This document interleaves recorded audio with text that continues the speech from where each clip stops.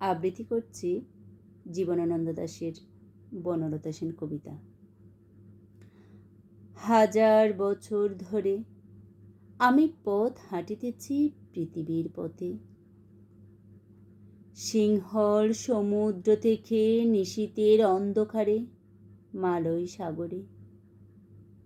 অনেক ঘুরেছি আমি বিম্বিসার অশোকের ধূসর জগতে, সেখানে ছিলাম আমি আরো দূর অন্ধকারে বিদর্ভ নগরে।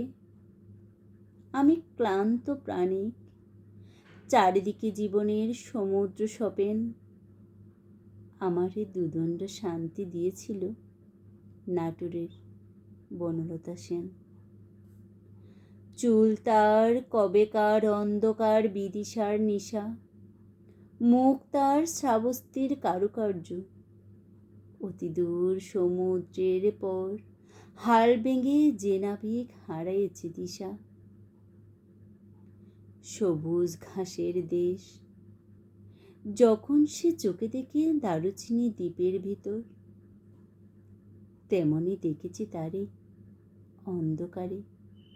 বলেছে সে, এতদিন কোথায় ছিলেন? পাখির নীড়ের মতন চোখ তুলে নাটোরের বনলতা সেন। সমস্ত দিনের শেষে শিশিরের শব্দের মতন সন্ধ্যা আসে, ডানা রৌদ্রের গন্ধ মুছে ফেলেছিল। পৃথিবীর সব রং নিভে গেলে পাণ্ডুলিপি করে আয়োজন। তখন গল্পের তরে জোনাকির রঙে ঝিলমিল, সব পাখি ঘরে আসে, সব নদী ফুরায় এ জীবনের সব লেনদেন।